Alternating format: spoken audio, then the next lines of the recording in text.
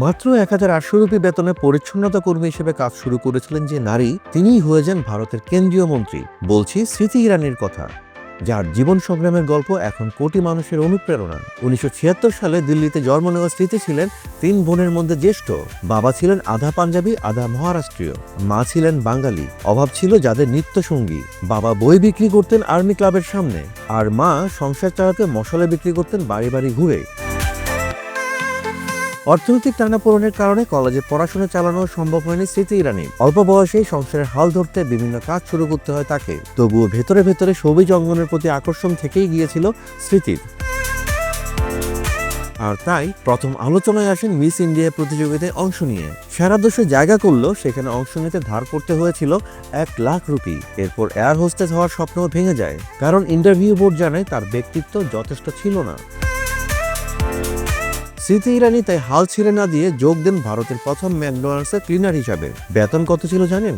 মাত্র ১,৮০০ রুপি। বাসন মাজা থেকে শুরু করে মেঝে পরিষ্কার সব কাজই করতে হয়েছে তাকে। কিন্তু কখনো স্বপ্ন দেখা ছাড়েননি স্মৃতি ইরানি। অভিনয়ের জন্য একের পর এক অডিশন দিয়েও সুযোগ পাননি, এমনকি জনপ্রিয় সিরিজ হাম্পাচেও তার জায়গা হয়নি। ঠিক তখনই ভাগ্য খুলে দেয় একটি মন্তব্য। প্রযোজক একতা কাপুরের মা তাকে দেখে বলেছিলেন মেয়েটি টুইঙ্কেল খান্নার মতো দেখতে সুন্দর। আর সেই মন্তব্যের ফলে একতা কাপুর ঝুঁকি নিয়ে তাকে অভিনয়ের সুযোগ দেন কিউকি সাজ ভিখারি বহুতী সিরিয়ালের। ২০০০ সালে শুরু হওয়া এই সিরিয়াল মাত্র ৩ মাসের মধ্যে টিআরপি শীর্ষে উঠে যায়। তুলসী বিরানি চরিত্রে অভিনয় করে স্মৃতি ইরানি হয়ে ওঠেন ভারতের ঘরে ঘরে পরিচিত একটি নাম। যেখানে একসময় মাসে ১,৮০০ রুপি আয় করতেন স্মৃতি ইরানি, সেখানে দিনে ১,২০০ রুপি পারিশ্রমিক পেতে শুরু করেন তিনি। ধীরে ধীরে তিনিই হয়ে ওঠেন ভারতের সবচেয়ে বেশি পারিশ্রমিক পাওয়া টেলিভিশন স্টার।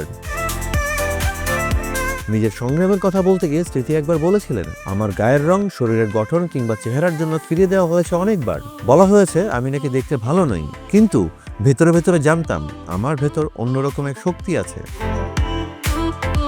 অভিনয়ে সফলতার পর রাজনীতিতেও নিজের অবস্থান পোক্ত করেন স্মৃতি ইরানি। ভারতীয় জনতা পার্টি বিজেপির হয়ে নির্বাচনে লড়েন। পরে কেন্দ্রীয় মন্ত্রিসভার গুরুত্বপূর্ণ দায়িত্বও পান। অভিনয় আর রাজনীতি দুই অঙ্গনে এক অনন্য উচ্চতায় পৌঁছে যান স্মৃতি ইরানি।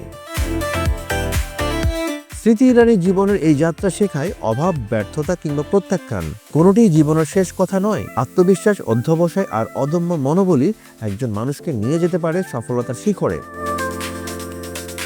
বিনোদন জগতের সব খবর আপডেট জানতে সাবস্ক্রাইব করুন বাংলা ফ্লো ইউটিউব চ্যানেল। একই সঙ্গে লাইক, কমেন্ট করে সংযুক্ত থাকুন বাংলা ফ্লো ফেসবুক, ইনস্টাগ্রাম ও টিকটকেও।